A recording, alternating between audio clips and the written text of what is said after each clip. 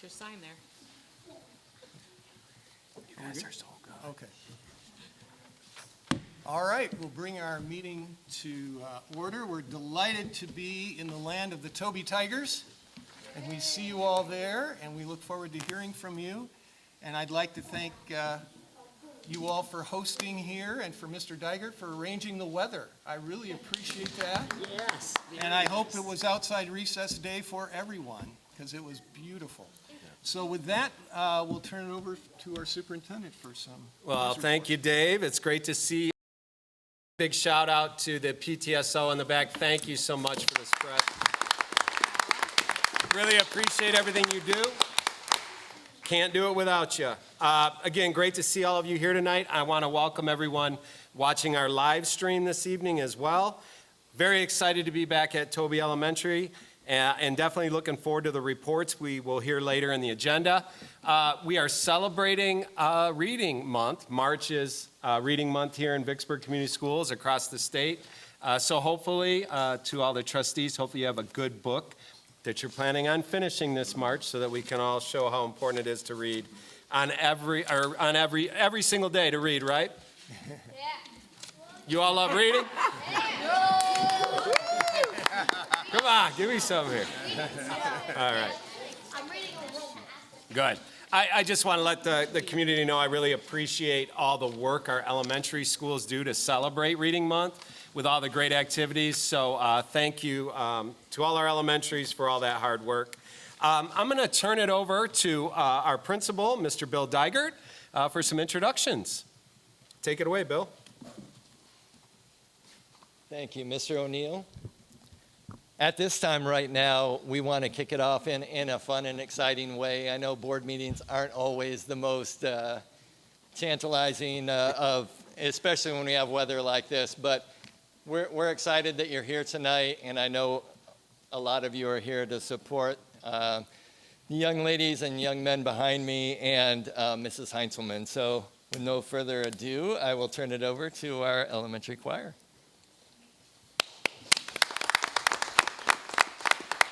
Thank you very much. We have had so much fun this year. Our choir meets Wednesday mornings at 8 o'clock. I want to thank all the parents for bringing them here and all the students for their dedication and hard work. They wanted to sing more songs, but we settled on 3. And these are their 3 favorites. We're going to sing The Wellerman. It'll feature some soloists for you. So raise your hand if you're a soloist today. Thank you for doing that. And then we're also going to sing a beautiful song called We All Need Peace. And then our final song, if you know it, please sing along with us, will be our Toby School song. So here we go.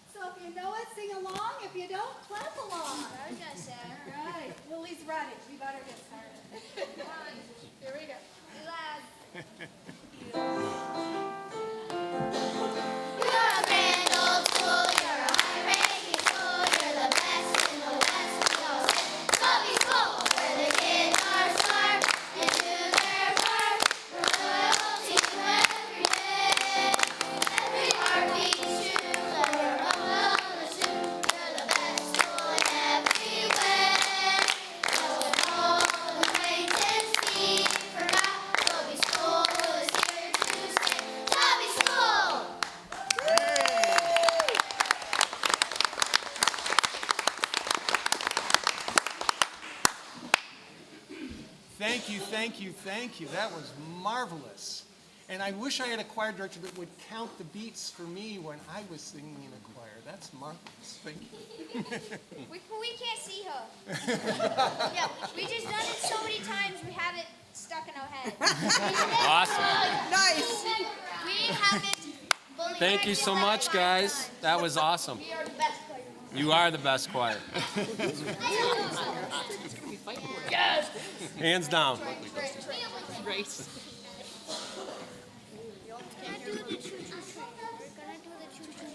You did amazing. Awesome job. Okay. We'll take just a short break. So parents, you've got bedtimes and things. If you wanna, they can get some sugar and then as a reward and then head out. Oh, okay. I mean, I guess I can try to do the legislative report. I don't know how loud it'll be in here, but Well, parents will come. yeah, we'll give it a break.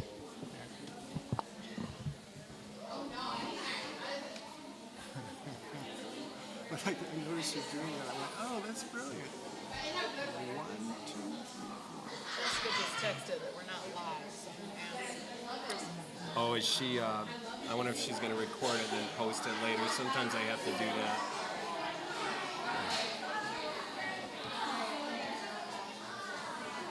That's happened definitely before. Is that your number? Yeah, that's yours.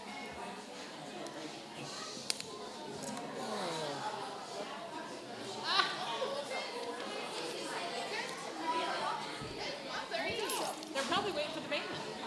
You might have to put a post in there.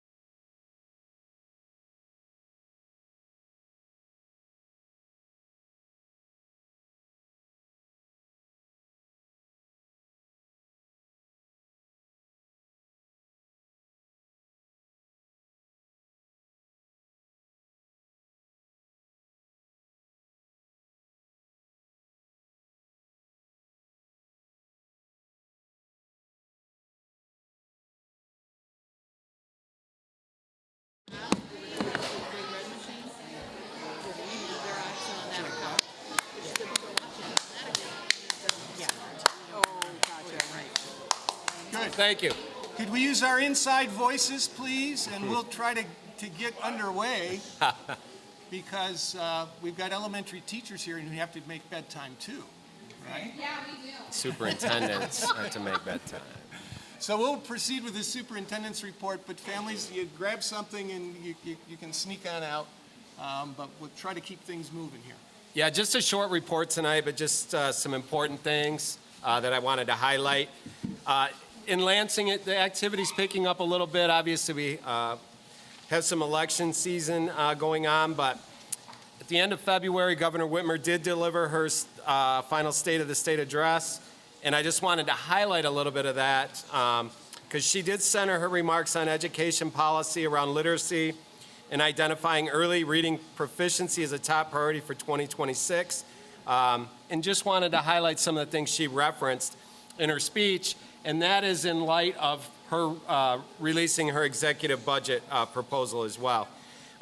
So the continued implementation of the 2024 Science of Reading legislation, as most of you are aware, our elementary teachers do go through the Science of Reading training.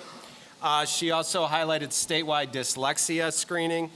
We also know laws are coming down the pipeline for that are going to be implemented in 27, 28. Additional funding for evidence-based literacy curriculum and literacy coaches. So that's great news. Expanded professional development for letters training, increased tutoring and targeted intervention support, and also funding for universal free full-day pre-K and permanent free breakfast and lunch for all public school students. So again, there will be more information coming regarding these priorities, but we most likely will not know the exact details until the budget is reached. If you recall last year, the budget was what? 6 months late? Roughly? Three? It felt like forever. Remember, June 30th is the deadline. So we're really hoping that the legislature will get to work and finalize that budget, that school state aid budget, by June 30th as promised. Also, they'll be working off Governor Whitmer's executive budget proposal as the House and Senate prepare their budgets. So stay tuned on that. Just wanted to highlight, we had some public comment last board meeting. I just want everybody to know the safety and security of our students and staff here in Vicksburg is and always will be our #1 priority. With that being said, we have experienced an increased number of behavior incidents, mainly at the elementary level. And because of that, we definitely want to dive in and get to work. I want to thank all the community members who come forward and talk to us. I had some wonderful meetings on the phone and also in person with concerned community members that shared their concerns and their willingness to work together. Sometimes we fight a lot on social media. And when people come forward and actually have conversations with us and collaborate with us and want to help, that is a great conversation and good things happen. So thank you to those community members who've reached out to us. Again, schools can't do this alone. We need the support of the community, so we thank them anytime they give us a call, an email, to share their concerns in a positive, productive environment. So thank you for that. In response to the concerns, I just wanted to let the community know there's a few things we're going to start doing. First and foremost, we would like to review and revise our student handbooks as necessary, make sure they're all in line with policy, state law, federal law. We definitely want to analyze our discipline data, including the consequences. And then, of course, in Vicksburg, we have a lot of support for behavior. So we want to work with our behavior teams regarding individualized student behavior plans to help our students with their behavior and so that they can learn. So we're looking forward to this work. And again, I want to thank the community for coming forward and talking to me about that. As we continue this work, I will continue to update the board as well as the community. And in closing, I don't think there's anything more important but to continue to encourage our parents, our community, and our students to continue to report concerns. Always report, and I want to thank people for doing that. So I thank you in advance for your support and partnership, and my door is always open to talk to concerned citizens. I want to draw the board's attention to our important dates. A lot going on, which is exciting. Starting out this Wednesday, we do a half day. We have a half day for students and a half day for professional learning for our staff. Next Friday, the 20th, we have another opportunity. We call it Coffee with the Superintendents. The communities can come on in and learn about our 2026 bond proposal and ask questions. As you can see behind you, there's a nice information board. We'll have these boards at every school at VAB. And as we have our tour, where we're visiting as many people as we can, that will be in tow with us. Highly encourage the community to go out to our website. We have a bond badge on there where you can get all the information you want, including how to register to be a voter if need be. Very excited about this Saturday and Sunday. Our spring musical, 42nd Street, kicks off at the high school. And then that will also continue into the following weekend, the 20th and 21st. So come on out, see our talented high schoolers on stage. I heard this is a can't-miss show, so hopefully you can come out and do that. Also on Saturday the 14th is the annual Booster Bounce, Vicksburg Athletic Boosters. If you can't attend, please consider donating to that great cause to support our student athletes and our boosters who do so much. And I want to thank Lucas for his efforts with that group. Our first community forum for the bond will be held on Monday, March 23rd at 6 o'clock in the Vicksburg High School Library. Again, another great opportunity for the community to come out and learn all about our bond proposal. And then we still have some of our programs, our elementary programs going on in March 25th, which is a Wednesday. Come on out, Sunset Lake third grade program will be in the PAC. And the 27th will be a half day for students. And then spring break officially kicks off that afternoon and will carry over through April 3rd. And then our first day back will be April 6th. So with that, that's my report. Very good. We'll move on to budget and finance reports. Mr. Goss. Okay, good evening. I've got my normal report, which I'll move through pretty quickly, and then I've got one additional thing to just talk to the board about this evening. First, starting with the budget progress report for the general fund. This would have activity for the first 8 months of our fiscal year. On a year-to-date basis, revenue came in at just over 19 million, 19.05 million, or just under 50% of the originally adopted budget. In terms of expenditures, total expenditures year-to-date, 21,530,154. And then you can see on the instructional side, instructional expenditures totaled 11,669,684. Support services totaled 8,959,368. You can see what we spent for athletics and community services. So again, that total is 21,530,154. If you follow these from month to month, there was a pretty significant increase in our expenditures that showed up this month, and that was related to settling the contract with the VEA, paying out, the one-time payment, as well as adjusting people's contracts and retroactive back to the beginning of the year. So there was a lot that came through in that last pay period before the end of the month. Looking at second page of the report, just takes expenditures again, breaks them down by object code. You can see there that salaries and benefits stand at about just under 54% of the annual total, 17,461,452. And then you can see there's a breakdown there for purchase services, supplies, capital outlay, and other. I went through that pretty quickly, but are there any questions? All right, if not, then I'll also take a quick look at the investment report. This includes the district's cash equivalent investments as of the end of February. And you can see the balances there. I guess the main thing I would point out is that we continue to earn a pretty reasonable amount of interest income. Those rates continue to come down, although they've kind of flattened out a little bit. And we'll just have to kind of see where interest rates go from here. I know there's, it's hard to read the tea leaves. There's conflicting signals, I would say, on whether we should cut rates at this point, but we'll just have to see how that plays out. Interest income on a year-to-date basis, you can see that for the month of January, for all the funds, totaled 32,201, and on a year-to-date basis, we're at 330,375. But those numbers, as we spend those balances down, particularly in the bond funds, you see those amounts come down, but also as rates come down, you see the monthly totals come down a little bit still. Nevertheless, it's still a meaningful amount of revenue, and we try to maximize it wherever we can. Any questions on that?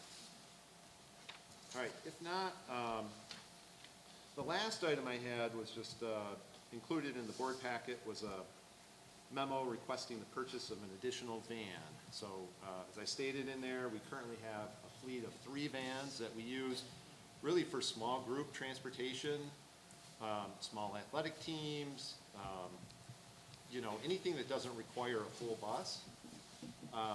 We have 3 vans. They get used a lot. And so we've been looking for a while at increasing the size of that fleet. And this evening we're requesting the purchase of 1 additional van. We went out, got quotes. recommending a purchase of a van from Hoekstra Transportation. And so this would be based on a Ford Transit platform or chassis. And it's modified to limit to no more than 10 passengers, including the driver. It also provides for a fair amount of cargo space. So that's kind of the advantage as opposed to saying, looking at buying minivans. So they, we can carry a driver plus 9 passengers and have a decent amount for cargo. So the vans are significantly more fuel efficient than buses. And we also have the ability, our bus drivers have a lot of demands on them. They do a lot of extra trips. Sometimes we don't have enough drivers. And so when we have those vans for small groups, we have the ability to have other staff drive or volunteers. You don't need a CDL to drive those vans. So, are there any questions on that? I was wondering about the other 3 vans. Are they all the same age? Yeah, I think they were 2017s. Okay. So, I mean, we're going on 10 years. But we have a phenomenal mechanics crew in the transportation department. They're well-maintained. They don't have a tremendous amount of miles on them, but they're in high demand. So they, on any given night, we don't have enough for the requests. So we expect to, get at least 10 years out of it. And I think we have several additional years on the existing vans as well. Are the existing vans 10 or 12 passenger? They are 10, correct, Karen? The existing vans are 10 passenger? Yes, that's all we can legally have, yes. These are 10 passenger, but now they're not making 10 passenger, so we have to pay extra. That's part of the high cost to get it retrofitted and then with the manufacturer's tag, taking 12 passenger to a 10 passenger. Yeah, so we can't just take CDL. seats out, buy a 12-passenger van and have our mechanics remove the seats. It has to be done, it's done aftermarket, but it's basically, I won't use the right term, but, like the plate inside which lists, capacity and all that is, it's Oh, I see. and it's a little frustrating that it's so hard to find 10-passenger vans, to be honest. I think, because I think a lot of buses or a lot of school districts rely on them, but they're pretty hard to find. So, Surprising. yep. But the added cargo, that's good. I mean, if you think about golf teams and bags and other, it's a good problem to have, I guess. Yeah, yep. Anything else, questions for Mr. Goss before we move on? So, Steve, this comes out of the general fund? Yeah, this would be Okay. general fund. Now, we do have, there is a transportation fund line item. So I'm proposing that we use a portion of those funds for it, but, but the net effect is it does come out of the general fund. Even if we didn't use those funds, they would still be spent on the transportation operation. Okay, Yep, thank you. yep. Anything else? Okay, And that's it for me. thank you, Steve. Appreciate that. We now have a proposal for K-5 Science Core Resources, and we have 2 esteemed elementary teachers, Sammy Buell and Michael Schipp, going to present, and maybe Jen Teal as well. Okay. Moral support. Okay. May be dangerous to hand Michael a microphone. I'm surprised Jen touched me with this. All right. Well, thank you, board, for letting us present this. We're super excited. My name is Michael Schipp. I'm a 4th grade teacher at Sunset Lake Elementary School. I'm Sammy Buell. I'm a 2nd grade teacher at Sunset. So science is all about curiosity, like sparking that interest, really getting that hands-on experience for those kids to really dive deep. And when we went through the process, we had a lot of non-negotiables. And there was a guy that I used to go to, a doctor, that he really saw me a lot when I was younger. He really captivated me, even when I was in pain with my ear infections for years. And he pulled out this tuning fork, and He banged against his knee and he grabbed my attention, and it was just all about that curiosity. He knew by sparking my curiosity, he could distract me from my pain and answer those questions and ask me questions that he wanted to answer to. So, and Dr. Schremer definitely did that for me. So it was all about captivating the kids, and it is still today. And we're just fighting such a different age with how do we do that? And we came to the table with a bunch of the lovely ladies I work with and on this thing, and I appreciate everyone that I worked with, including Sammy and Jen. Thank you for your leadership, Jen. And we just looked at a lot. And there was a process that we went through, and we looked at everything, and we're like, what could be better than what we have now? And what we had was okay, but we really were missing a couple things that we thought we needed to change. So, Yeah, the biggest thing we wanted was hands-on for the kids. Something they could explore and not just be cut and dry. Yeah, engaging, hands-on, easy to navigate for both the teachers and the students. And we think with what we found, that we found all of that, so. and it matches up with all the standards that we're supposed to teach, and we really dived into that. I know there's questions about cost. We just want to make sure that we as a team learned that, again, we knew it already, but there was a cost with Serial City Science, and we're just taking that cost and putting it into the cost of this new, it's called TCI, that we're proposing. So we're just taking that cost and we're taking it away and we're putting it on that. So what we were doing for science wasn't necessarily free, we're just changing what we're buying. So, and then, yeah, so, any questions or anything else? So there'll be like activities to be done at the OEC? Is this like some of that curriculum will help Well, with those things, or? So, great question. Yes, Kelly Christensen is also on board I with saw looking at the curriculum. Yes, Yeah. very good. Good question. So, yes, she is on board and she is in on the conversations, and really she's the biology part. Like, Right. She is really invested in that, and she loves the interactiveness of the new curriculum that we're looking at and proposing. It's very user-friendly. Can't stress that enough for teachers. Because what's hard for me is I go to these extra meetings and I am involved with a lot of the process in district. Well, what do? I leave very basic sub-plans. Well, with this, I could definitely leave a substitute with lesson because it's that easy to read off of. With the old curriculum, I could. So it's just like they don't miss out when I have to go to another meeting. So there's that. Good. There's also connections to, like, between grade levels and with STEM connections bringing in, there's an engineering concept within each unit for each grade level as well, so that was another really big thing to be. Yeah, diving deeper into, why is this working? Why does the tuning fork, Yeah. work the way it does? And what's the purpose of it? All those things. A lot of curiosity questions that really spark a scientist, Right. and that's what we're hoping. You have the cost breakdowns in here, and you alluded to there's current costs today. What's the difference? I mean, is it a cost more per year to do this program? It costs a little bit more per year to do the program. Our previous science program did not have an online component at all.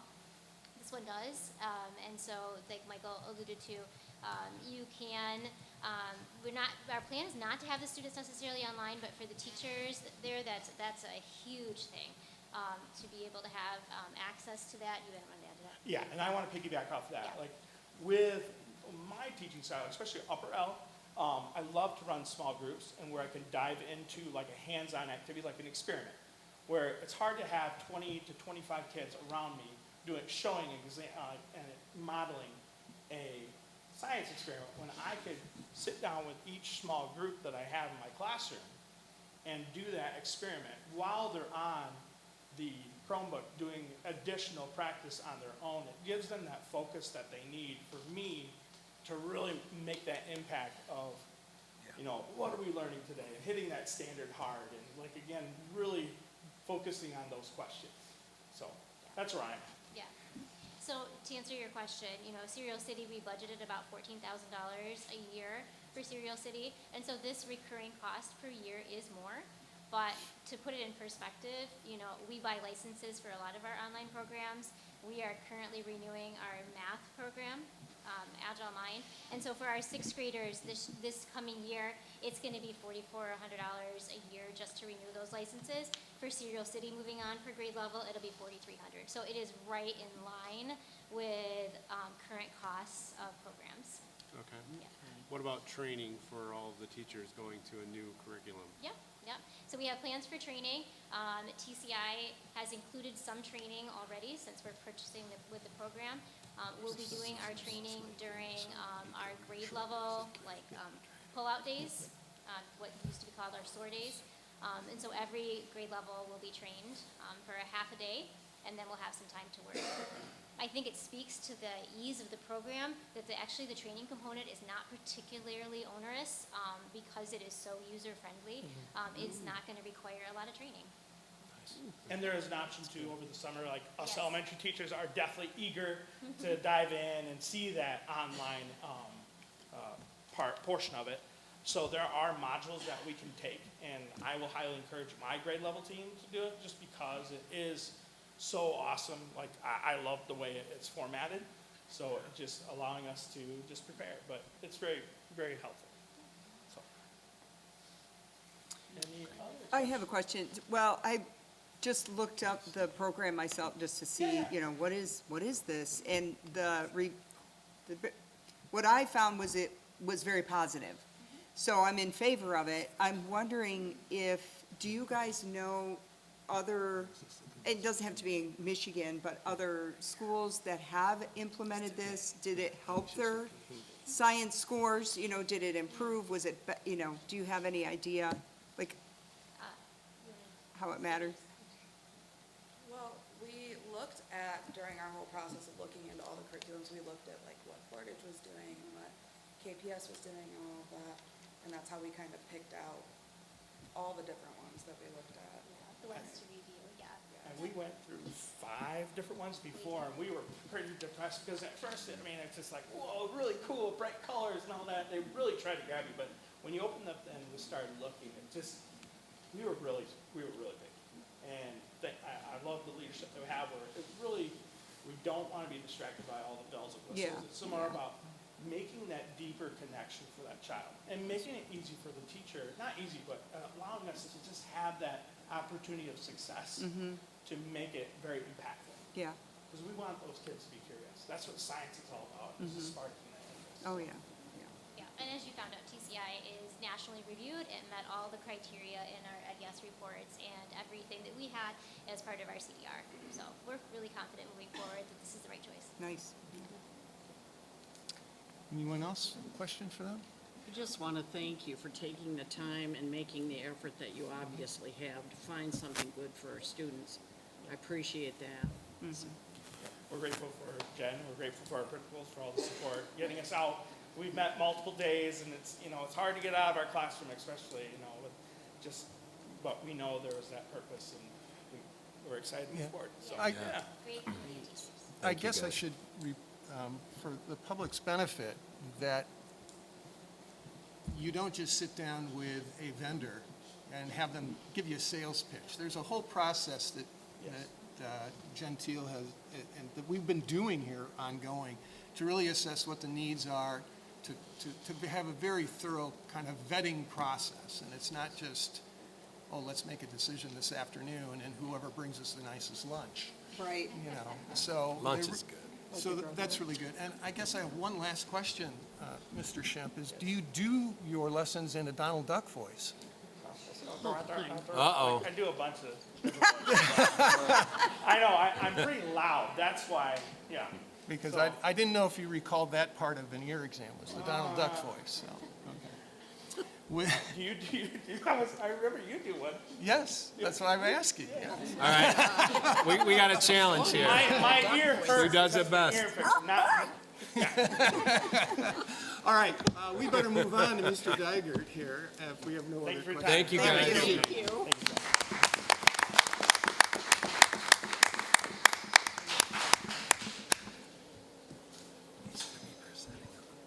Oh, Good. yeah. You either have to have eyes in the back of your head, or turn around, Well, or all the go out moms there. do. So, Yeah, don't doubt that.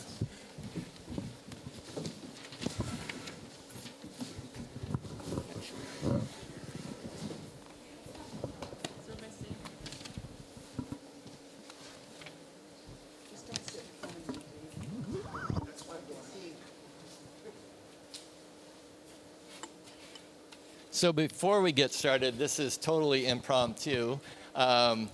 Will Sparks happens to be here tonight. He was performing with the choir, and he is also our Character Council president, representing our 5th grade. And so really quickly in the back, again, not rehearsed, just ask Will if he would like to address the board with just some memories, some important memories that he's had along the way here at Toby Elementary before he goes tonight.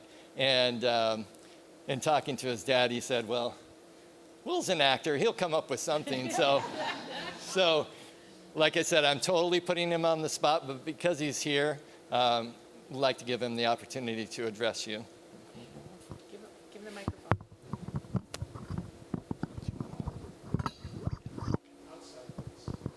Some of my favorite moments are at Toby were really fun. Of course, that's why they're my favorite moments. And I have a lot of them. I probably can't say all of them right now, but so I'll just go with my favorites. And I remember my first day at Toby in 1st grade, and I thought it was going to be a boring day at school, and I wasn't going to have any friends until I had some of my current best friends come up to me and talk to me. And it was really fun, and I didn't know those were going to be my forever friends at that moment. And I've had so many fun moments, especially one this year with all of my friends coming with me to our ski trip, and we had a lot of fun, and I figured it would just be me and my friends, till I had a lot of people still being right beside me when I had so many things happening, falling, and just getting back up knowing they were right next to me. And I think one of the most important things of school, even though it can be really boring, is to just have fun and make friends along the way.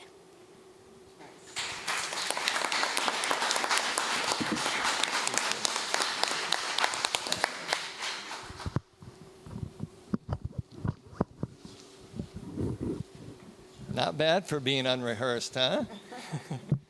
Thank you, Will. Okay, and we will jump into it. So I think Will hit the nail on the head there when he just talked about friendships, connections, and what we're all about here at Toby Elementary. So first of all, we're going to kick it off with our team. This is what makes it all happen. To take a look at all those smiling faces, that's what brings us into work every morning as educators, knowing that we're going to give our best to our students every single day. We also couldn't do it without our PTO, and they are amazing ladies and so selfless here on weeknights, multiple times a year. And we'll get into all of the events that they've been a part of. But here tonight, we have our president, Crystal Wolf, our vice president, Holly Scheidel, secretary, Kendra Woods, and our treasurer, Allison Stoughton. She is not here tonight. Communications, Alyssa Seedorf. She couldn't be here either, but our volunteer coordinator is Courtney Smith. So just wanted to thank all of them because we truly couldn't do this without your support. And I know the kids have really benefited along the way for, again, you're just the selfless time that you put in for us. So thank you.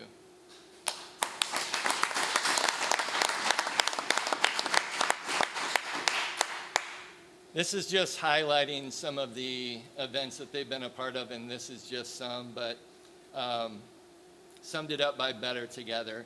I remember when I was first being introduced here at Toby, and Crystal reached out to me right away. She said, I'm going to be the new president of the PTO board. I'm new to this. I know you're new. So we started communicating, and what kind of things do you want to do? And the first thing we talked about was a beautification day before the school year even started. and she was able to rally community members, community support, got landscaping companies to donate mulch. We had several parents here working, and that was just a great opportunity for me to just see how this community comes together out here at Toby, and an opportunity for me to meet a lot of our people. So that was just how we kicked it off, but they supported us with our open house. You'll see a picture of that up here, and that was quite the event. And we had a lot of community companies and organizations that were there to just introduce themselves and meet our families as well. Feeding us on conference nights, school events for the kids like movie nights, dances, the trunk or treat. We have K-Wings coming up. Our field trip support and stipends for our teaching supplies. It goes on and on, it's endless, but again, we are better together because we couldn't do it without them. Moving on to our Character Council, you just heard from our president, Will Sparks, but I know they're not here tonight, but I did want to give them a shout out and recognize them. So our representatives, Sammy Sedlick, Elliot Bagley, Clay Chisholm, Bailey Hess, and Ryder Jagger and Corbin Garmin. They are our representatives for our Character Council. Our treasurer is Bentley Mann. Secretary is Mallory Stoughton, and Vice President Beckett Rozier. So that's just a quick view of our student leadership team there. Wanted to talk about some community partners because, again, we couldn't do this without the support of others, and some of those community partners that really do support us. Kids Hope being one of them. We were excited to bring them back this year. This is the first time that they've been back with our school in several years. If you don't know a lot about Kids Hope, it's a mentorship program, and typically they have to be affiliated to a church in some way, and that's how it was originated. We did not have a church that we were affiliated with, and that's why the program was lost here at Toby. And luckily, South County Services and Generous Hands decided to be our sponsor, and they were allowed to sponsor Kids Hope, so we were able to bring that back to Toby. So we're excited about that and what that offers our kids. The First Day Shoe Fund, something that I wasn't familiar with before coming here, but it truly is an amazing program, putting shoes on so many of our students. Just at Toby alone this year, and we have another fitting on Thursday. They did one earlier in the year. We'll have another one this Thursday. 135 students are receiving new shoes from this organization, free of charge. You know, it's a blessing to our families and to our kids. The Lions Club, they come in and they do free screenings, vision screenings for our kids. That's an amazing process. If you haven't seen it, they have these thousands of dollar cameras that map the eye. They bring about 6 of those devices with them and get through our whole population, about 400 students, in the matter of an hour and a half. I mean, they're so organized. They bring volunteers, and then they send these nice reports home with our students that parents are able to then go to their eye doctors and follow up with them. And if insurance or money is an issue, the Lions Club will help pay for any corrective lenses that need to happen. And a new partnership that we created this year, maybe you heard about this in our newsletters or some of the kids talking about it, but Championship Martial Arts. That was really cool as well. That was a neat experience. As you know, we focus on character traits here at in all of our buildings, but here at Toby as well. And Championship Martial Arts, they also focused on 4-pillar characters. And so we thought it was a nice tie. They came in and did an assembly for us, and then they did 4 different lessons with our kids. We had such an overwhelming response that we had over 150 students sign up. So about half of our student population, a little less than that. And so they had to divide it up into 2 sections. They couldn't service all of the kids at one time. So we had a group of about 75 kids go through the first cohort. They had 4 sessions, and then we had the second group come through. And then they got to do a graduation at the Portage Dojo with their families. So that was just, again, a neat partnership that we will continue. So that was great. Patty was here earlier, but huge shout out to our arts. That's something that I know Vicksburg really values, and so do I. It's so meaningful for our kids and gives them an opportunity beyond just our normal 4 classroom walls. So here are some of the presentations, performances, if you were able to go see them. Our 4th and 5th graders up at the top there, they most recently just had a concert at the PAC, and then we had a holiday concert. The other pictures that you see, that's the KIA art show. Mr. Bernacki made sure that Toby was well represented with about 250 pieces of art there. And so the art show still is going on if you haven't seen it yet. But if you have, again, just what a great opportunity to highlight our kids and some of the amazing things they do outside of learning in the classroom. So I highlighted a few other things too, like the choir that performed today. They do that outside of school hours on their own time. They come in the morning before school starts and they rehearse. Same with strings. So it is just a lot of great opportunities for our kids, and I'm grateful for that. Jumping into some of the meat of this presentation, and you're going to see a reoccurring theme from some of the other building presentations that have already happened. And you're familiar with this because it's right on our website, but it's so important. And the vision and mission that we have for our students, and then some of the things that really hit home for me, but as well as our staff, is those belief statements. One we were just sharing recently at a staff meeting with our staff is the importance of recognizing the 4th bullet point for me. When students don't learn the way that we teach, we find ways to teach the way they learn. I think that's so important because we do find that sometimes we feel like we hit a wall with the kids and we're not sure how to move beyond that, or they feel like they hit a wall and they get frustrated. And in order to move on, we have to kind of recreate ourselves as educators every day, figure out where those barriers are, and then how we can meet those students where they're at.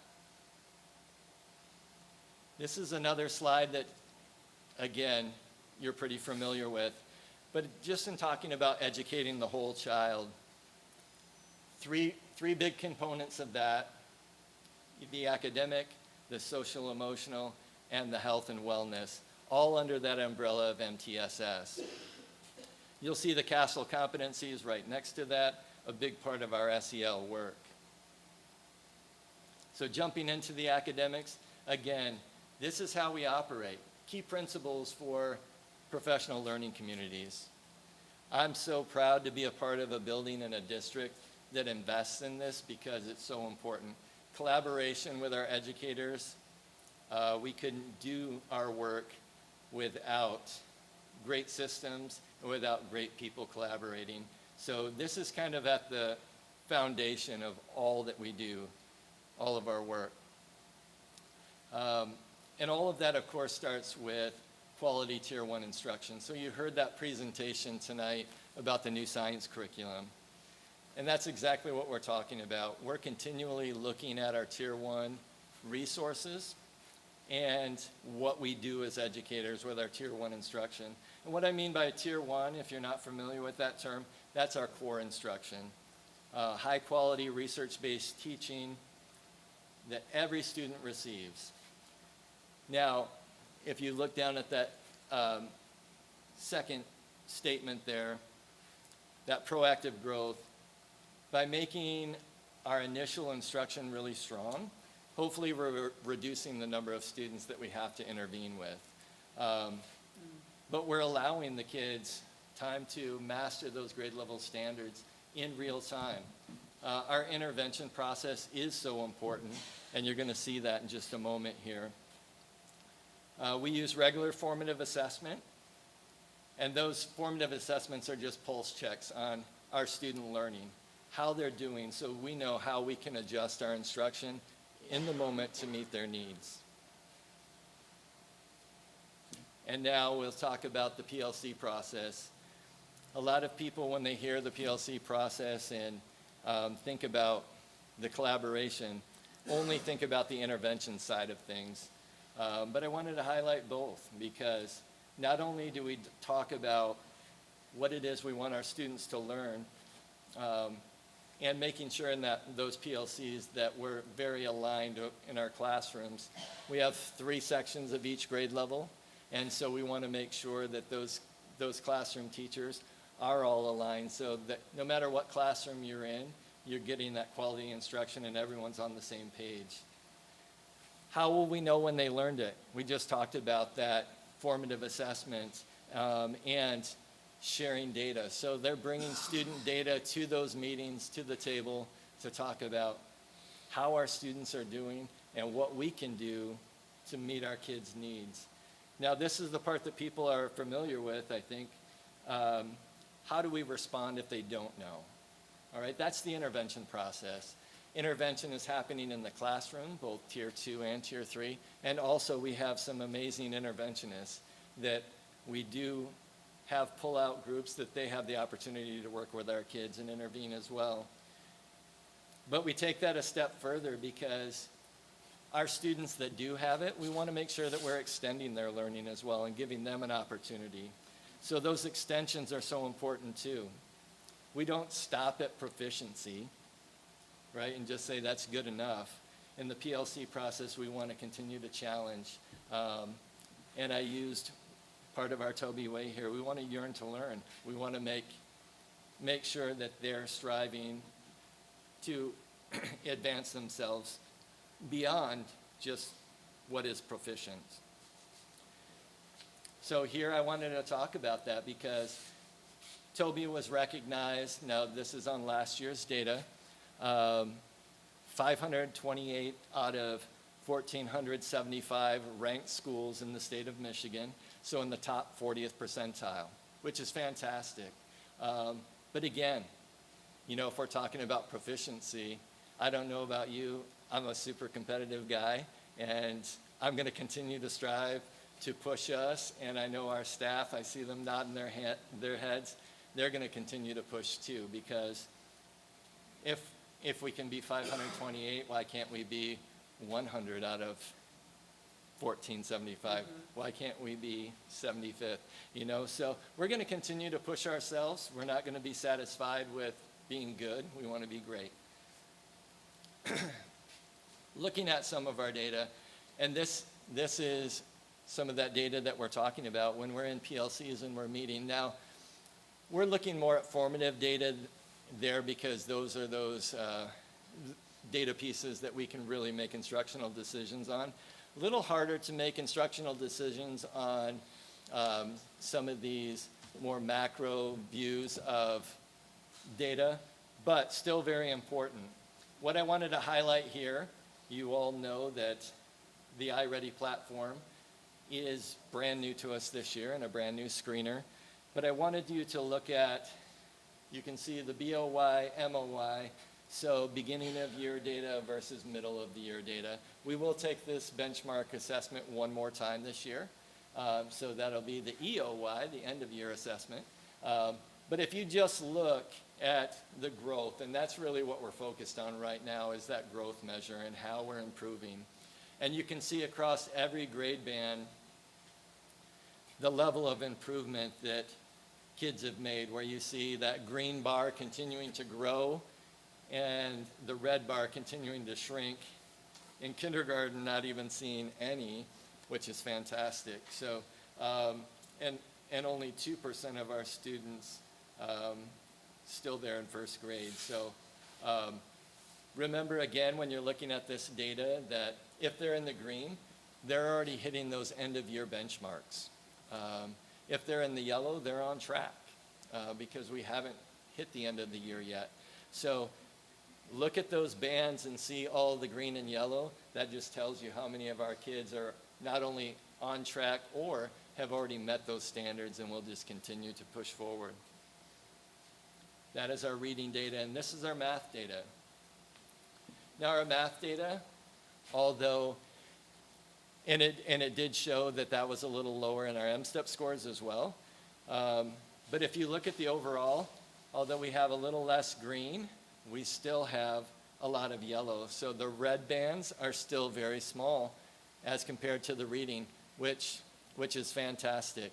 But you can also see in every grade band growth and significant growth. Look at that, just shouting out our third grade and our kindergarten.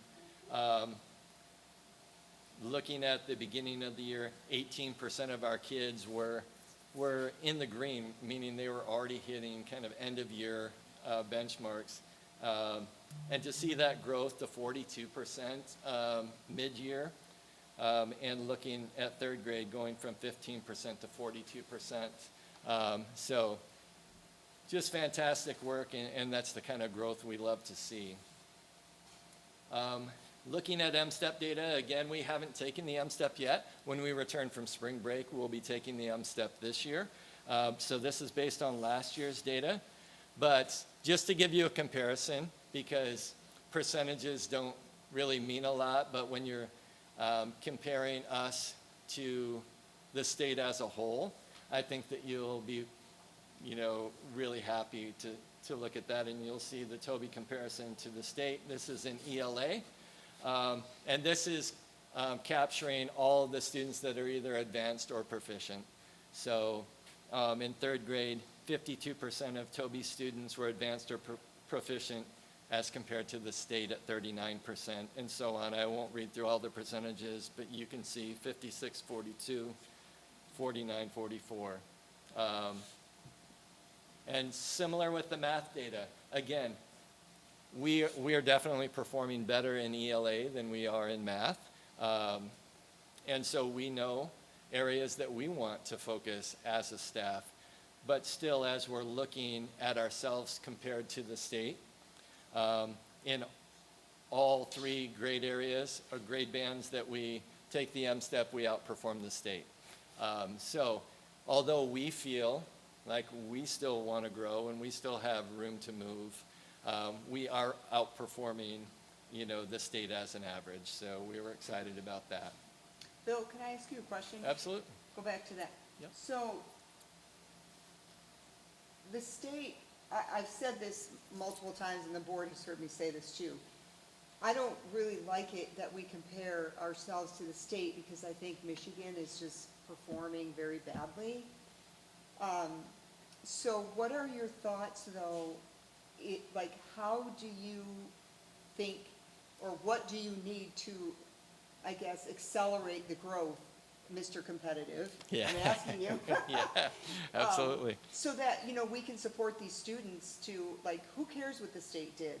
We are outperforming, the state of, I don't know what state's up there at the top, is it Ohio? I don't know. Yeah. But what can we do? Do you have any thoughts on that? I do, and I think continuing to look at our curriculum resources. We did just look at reading and purchased a new reading curriculum. You can see that that's where we're performing and that's where we're strong. We've just made that move. I know that math is on the horizon, and we'll be doing a curriculum review there. So I think just keeping up with the latest research, looking at the best resources, and then just giving quality professional development to our staff, because I know here at Toby, and I know I can speak for the other buildings too, just so proud of our staff and how hard they work, and I know if we give them the tools, they will perform.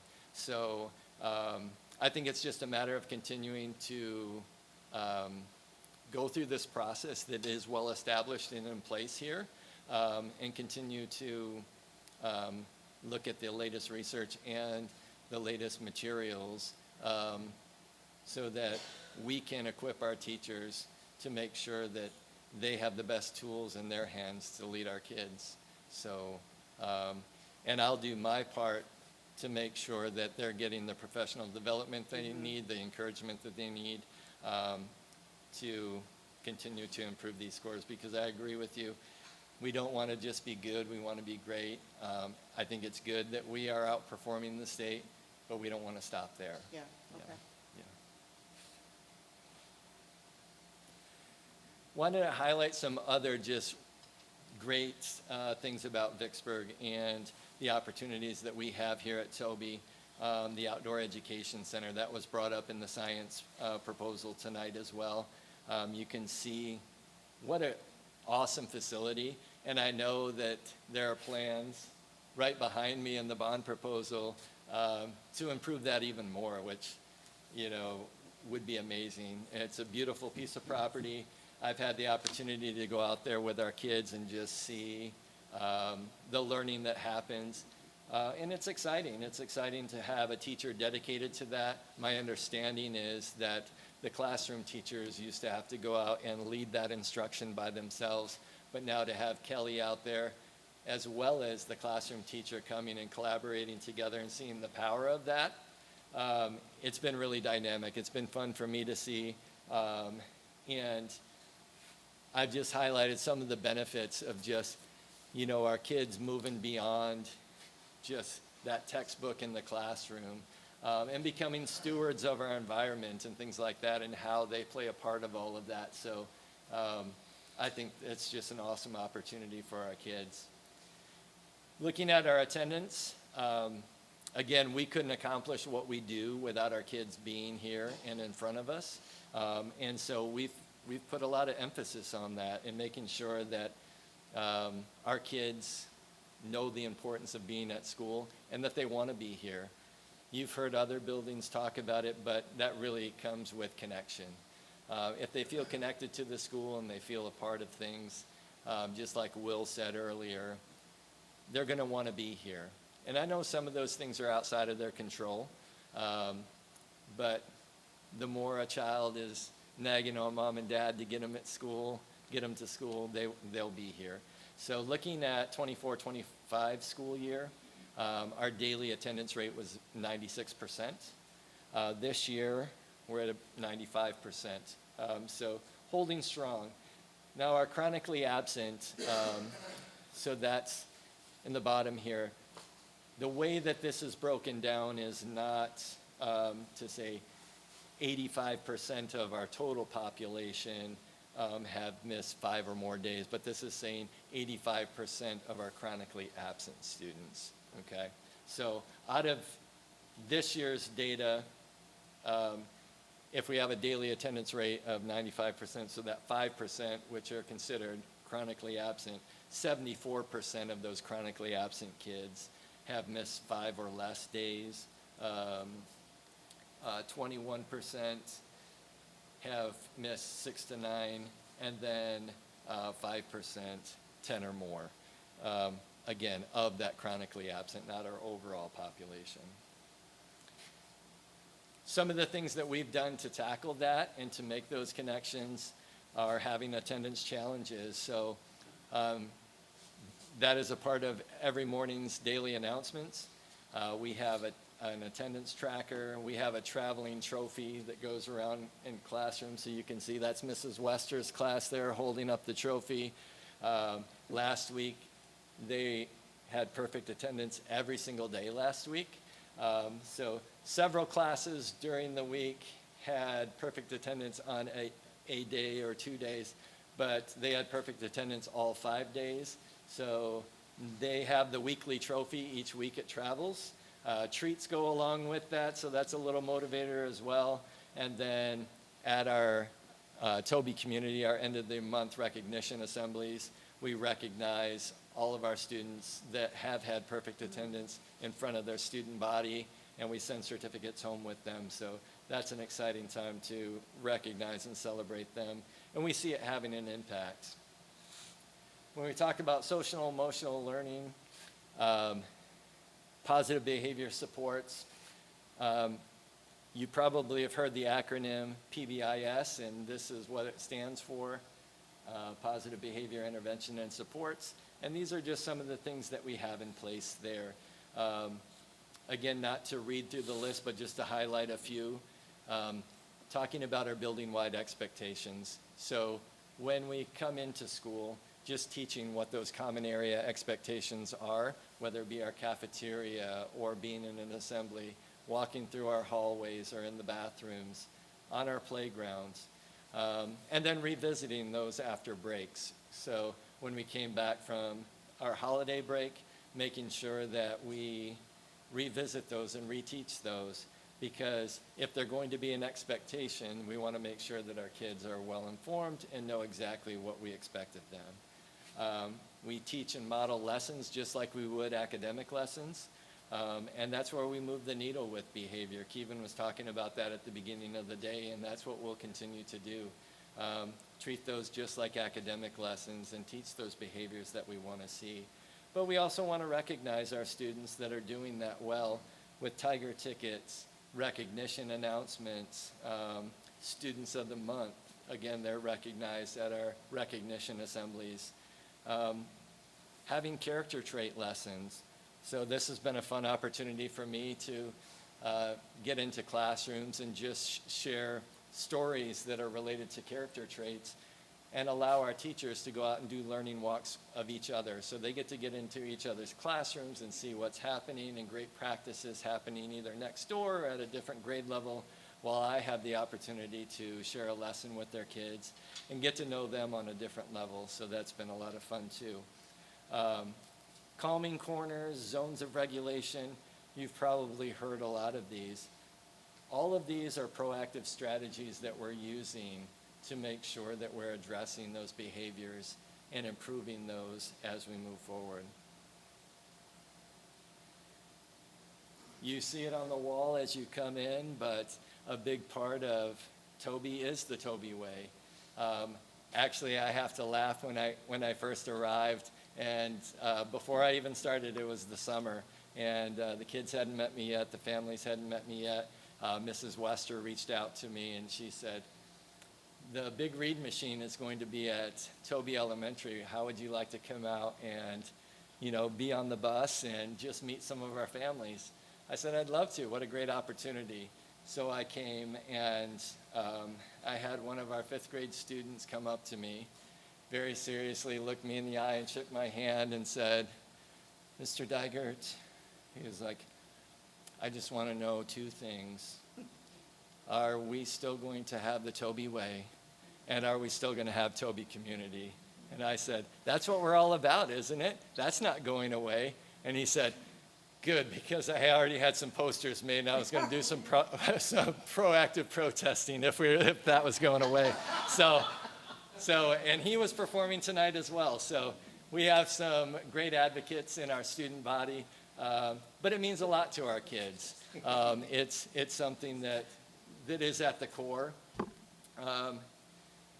And we really talk about living those values and having it be more than just words on the wall or more than just words that they hear over announcements, but making sure that that becomes a part of their character and who we are here at Toby. At both Indian Lake and Sunset, and they're both ahead of us as far as Playworks, but we're really excited to bring Playworks to Toby Elementary this spring. We'll be training our supervisors in building routines, and that's thanks to the Vicksburg Foundation for the Innovation Grant. So we're going to be using those monies to bring that program to us. And again, we're a little bit behind the other 2 elementaries. So they have been great as far as bringing me along in understanding where that process is, and having already gone through the supervisor training and the building of routines, and now Sarah at Indian Lake, having students be a part of that leadership team is great, and is something that we're looking forward to. So just a lot of benefits there. And I think bringing all three elementaries together on the same page is another way that we're going to address some of these needs that we see as they arise as it comes to behavior.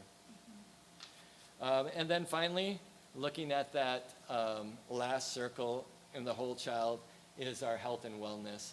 And I'll be wrapping it up here soon. I appreciate your patience. But that's just giving our kids that opportunity for that physical growth. So with our phys ed program, we have a great PE teacher. Tatum does an awesome job with the kids. And here are some of the things that I've just highlighted. Making sure that they're physically active every day. I've been in there observing her gym many times.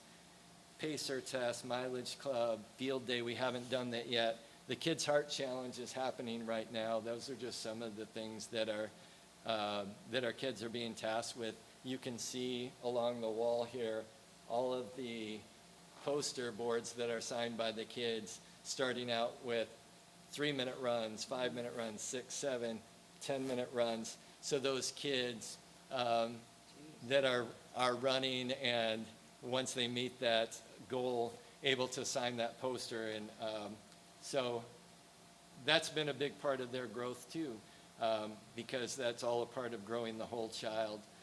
And then recess, making sure that they're out there playing hard but playing safe.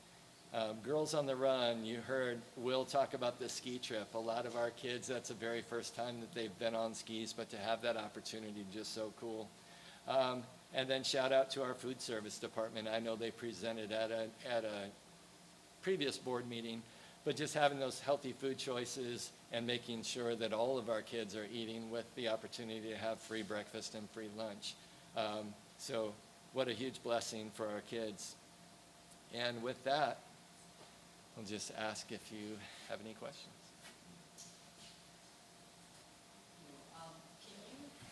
What is your criteria for defining a chronically absent student? Yeah, so our chronically absent students fit in those categories of 5 or more missed days, the 6 to 9, or 10 or more. So once they've reached that point, they're considered chronically absent. And that's when attendance letters start going home to the students or to the families. Meetings set up with us to talk about the barriers that the family's having and being able to get to school, and if there are ways that we can assist them. And, you know, typically it can be transportation needs or just getting them set up on a bus route or something like that, where they just haven't gone through the steps of making sure that they're looking at all of the avenues for getting their child to school. And some happen to be, you know, our school of choice students that we're not able to put on bus runs. And so working with those families and letting them know, hey, we want you to be a part of our school, but it's important that you're here, even though you've got a long commute. You know, it's important to your child that they're here every day, so let's work on making that commitment that you'll get them here. So having those conversations. So is that an unexcused absence? I mean, if you've got a child that's sick a lot, parents are calling you and saying, oh, they're sick today. It's all, if they're not here, that's an absence. Yes, and we do record excused absences versus unexcused. So with a doctor's note, that isn't counted toward that chronically absent, because, of course, if kids are sick, we don't want them here infecting others.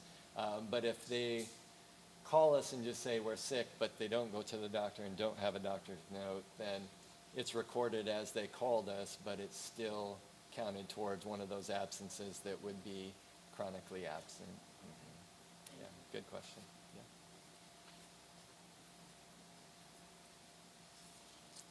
Okay. Yes, Rick. Yeah. On the math side, thank you for the presentation. I can't remember if Indian Lake and Sunset were also lower on math.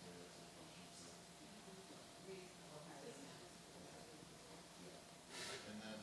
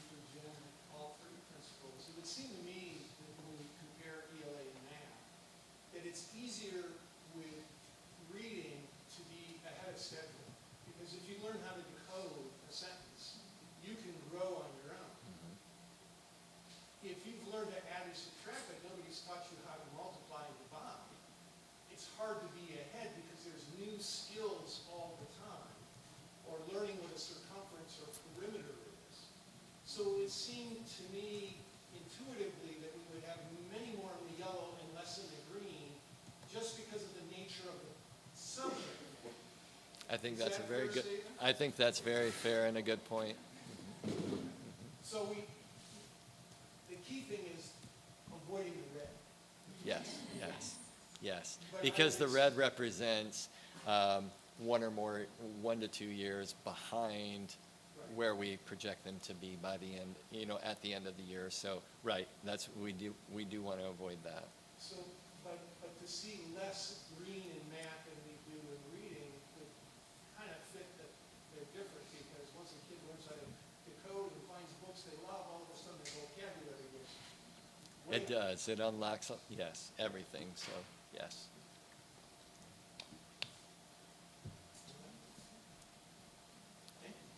Thank you.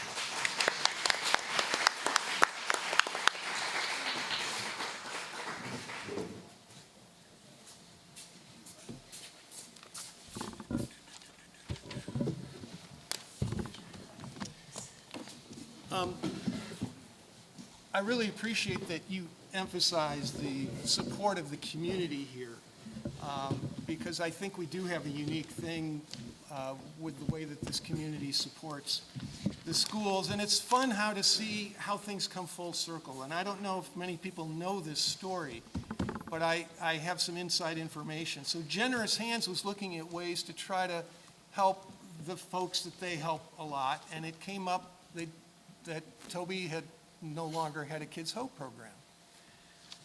So they wanted to look into that. So who did they contact Sarah Dornbos, and Sarah graduated from Vicksburg High School, and she's on the national board of Kids Hope, and she started the program in LA County schools. So we instantly had a resource in somebody advocating, because she'd come through Vicksburg and knew exactly what the situation was, and grew up and went through from kindergarten and graduated from here. So it's fun to see our graduates paying it back, and Sarah played a big role in making that happen in this building. So, all right, I have a little script I need to read here. Yes, it is audience time. So, our next agenda item is for public comment. Meetings of the board are open to the public. It's the time the board conducts the business of governing the school system in the public arena. This is not intended as a meeting with the public with ongoing dialogue. Staff may follow up with you regarding issues raised during comment time.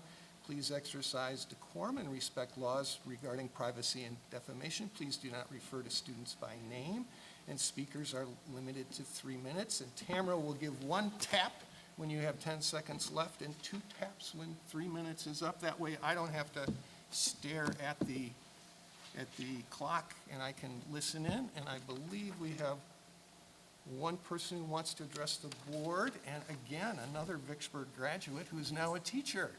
So Tevi Wilkowski, formerly known as Tabitha Sears. All right. As said, I am Tabby Wilkowski. I'm a 3rd grade teacher here at Toby, and I'm also an association rep for Vicksburg Education Association, the VEA. And I'm just here to share some of our stories of VEA members going above and beyond to support students and doing amazing things. In our high school, our Vicksburg band directors, Ben Rozier and Jay Bennett, with our middle schoolers this weekend as well, scored some amazing ranks in their festival. They had 7th grades with 1s, 8th grade with 2s, concert band, symphonic band, and wind ensembles with 1s.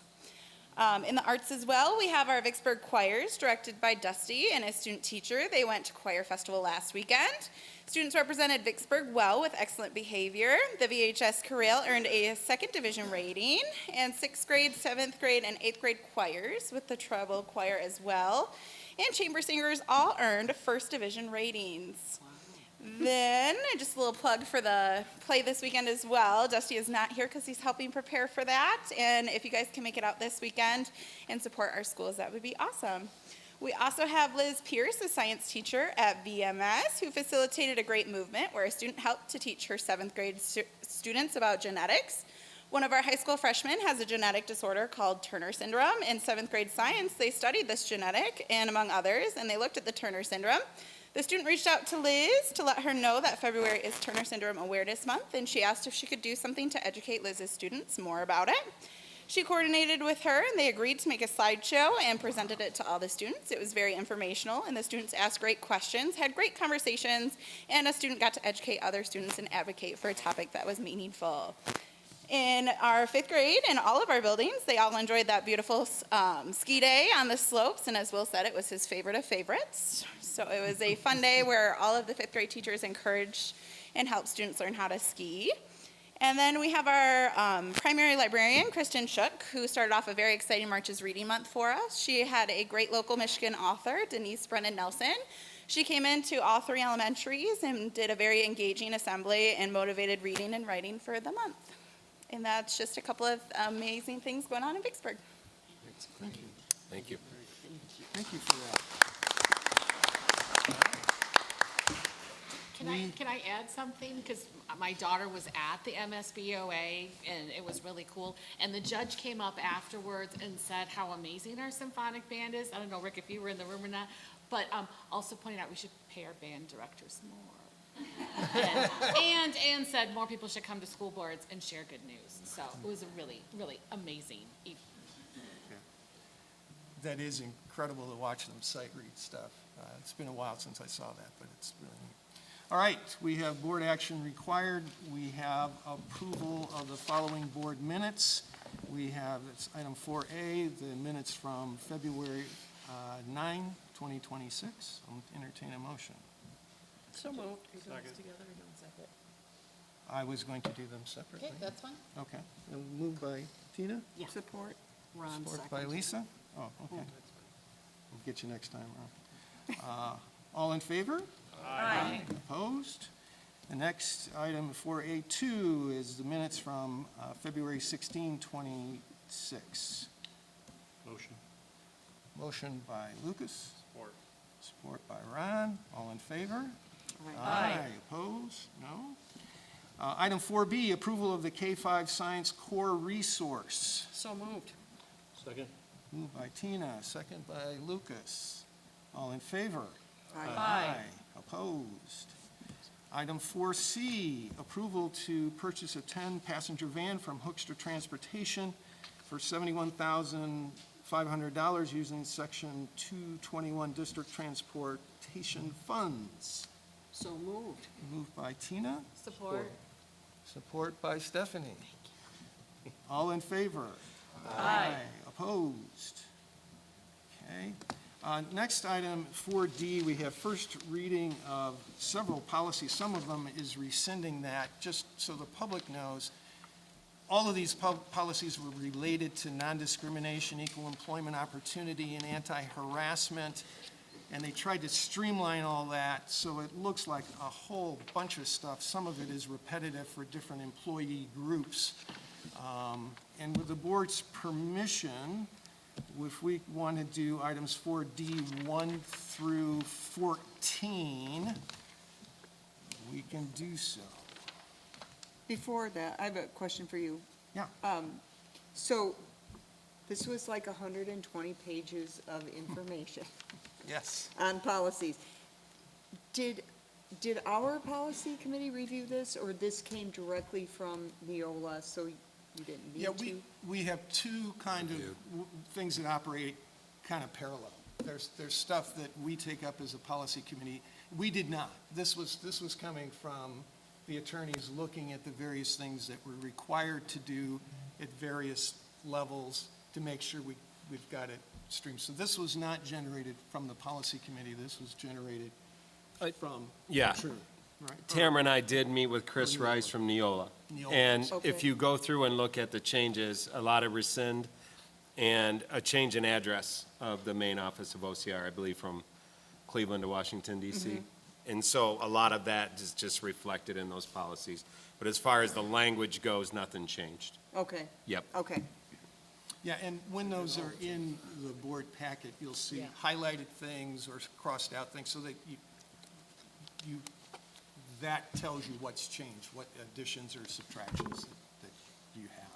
So you feel, Kevin, that, because like the whole policy's crossed out, right, on certain of them, Yeah. that it was Like things didn't get left out, or it's still all included, it's just streamlined? Yeah, so I did send the explanation from Neola to all of you.